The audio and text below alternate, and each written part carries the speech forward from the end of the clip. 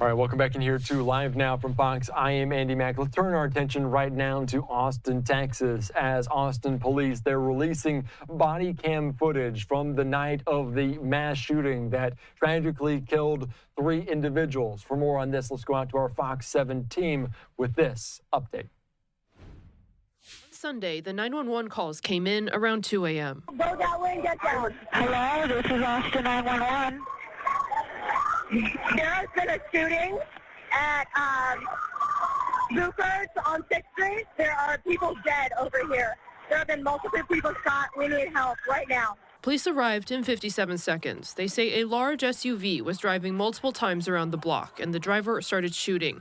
The suspect is identified as 53-year-old Nadiaga Diagne. Police say then he went westbound on 6th, parked his car on Wood Street, and got out. This video from a parked car shows him walking around with a rifle. Then he shoots at a pedestrian.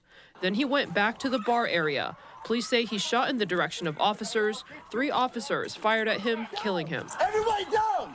Down! Down! Down! Where is he? Where? Right there, right there.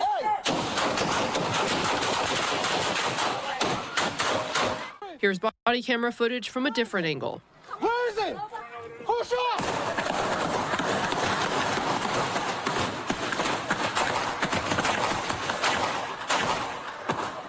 Shots fired! Shots fired! The suspect is down!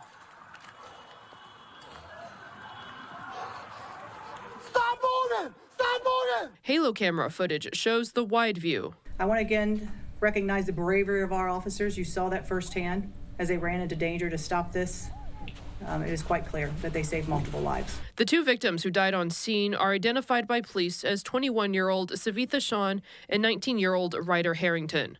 30-year-old George Pedersen was taken off life support on Monday. I don't think any of us can imagine what these families are going through right now, the suffering that they are dealing with, but our hearts are with them. APD says a total of 19 people, including the gunman, were hit by gunfire. 2 victims are still at the hospital, 1 in critical condition. The FBI says they're investigating this as a, quote, potential nexus to terrorism. Diagne was wearing a sweatshirt that said property of Allah and had a shirt with the Iran flag underneath. We are not ready to talk about exactly what that nexus is. But again, from that early on the scene, calling in the FBI was the right thing to do. APD says they have not had any previous contact with Diagne, but another agency did a mental health welfare check on him in 2022. I'm hearing is they gave him resources to call, that type of thing. So I don't think the check welfare led to any commitment from there. All right, that's our Fox 7 team reporting as they released that body cam footage. 3 people tragically losing their lives. They said 19 were shot during that incident on a very popular entertainment district over the weekend, last weekend there in Austin, Texas. Let's take you out to lawmakers, including the Republican from the Lone Star State, Chip Roy, talking about this on Capitol Hill earlier today. A marriage to an American citizen. Fast forward to 2012 under Obama, he gets full citizenship, which Obama was handing out like candy, and then tries to get status, LPR status, for 2 additional women, allegedly women he was marrying. I don't know whether in succession or at the same time. All I know is he was trying to do that. Fast forward, he was arrested for a hit and run alleged in 2022. And my fundamental question is why are we importing people who are deeply at odds with the values of our country and Western civilization? Why are we doing that? Why have we done that exponentially in the wake of the attacks of 9/11, 2001? It doesn't make any sense. This is avoidable. This man didn't need to be in the United States, who does not share our values, clearly was interested in serving his convictions for Iran and radical Islamism more than his commitment to this country, peace, and our rule of law. All right, just listening in there to the Congressman Chip Roy from the Lone Star State talking about this as Austin police are looking into this as a potential nexus of terrorism. And we were just talking about this as police releasing that body cam footage of the tragic deadly shooting over the weekend there in Austin. And this a very popular location for college students and more in that city in Texas. As Fox 7 Austin talking about this, the West 6th Street bar where the mass shooting took place this weekend will announce reopening plans. So many people out and about for this, and obviously it must be a very emotional time. Let's be joined right now on the ground in that area by Fox 7's Jenna King. Jenna, thank you so much for joining us here on Live Now from Fox. What exactly is the timing of this reopening? Are they planning anything, and what are community members saying?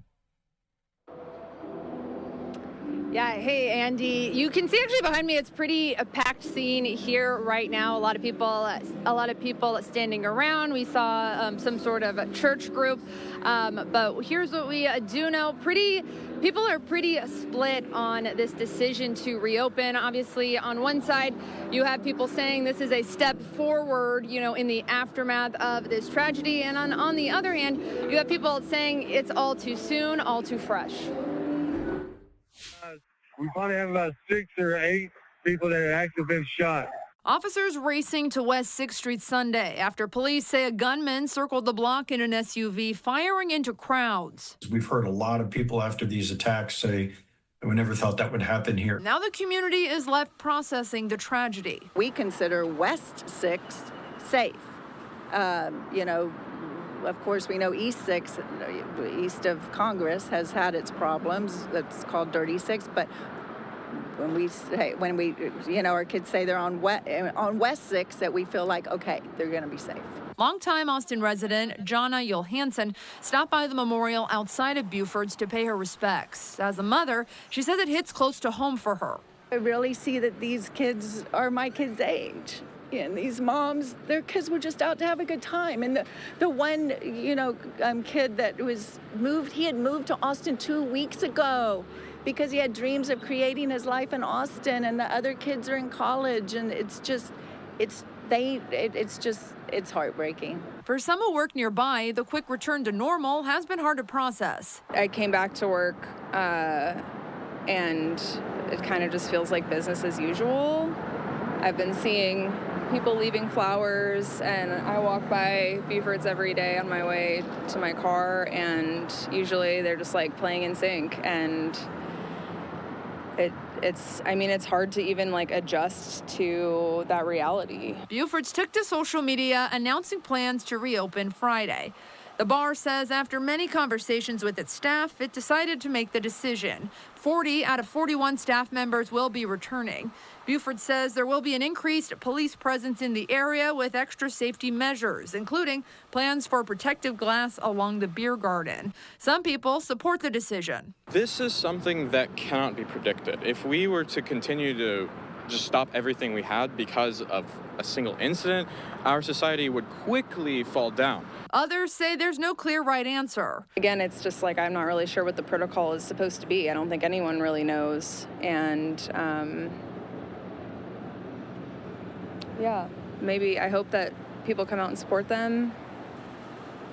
But I also feel for the people who are involved in the tragedy who might not feel great about them opening. And some believe the community needs more time. I feel like there needs to be a lot more awareness of this and more time before they remove the flowers, remove the notes and the candles, and open their doors again. Buford's is expected to open at 6 p.m. tomorrow night. It says it is going to be donating 100% of all of those sales Friday, Saturday, and Sunday to the victims' families. I'll send it back to you, Andy. All right, so very difficult. You can see both sides trying to get back to normalcy, but also remembering the lives that were tragically taken too soon. My question for you, Jenna, is there anything permanent planned for Buford's to honor these victims at that facility, at that site? Yeah, it's a good question. We've seen a couple of vigils around this week, from one for the UT student, another private one as well, but nothing set in stone as far as we know to be at Buford's. But yeah, would not surprise me if something is planned here in the future, to honor those lives. All right, very good. Jenna King there reporting from Austin. I appreciate your time here on Live Now from Fox.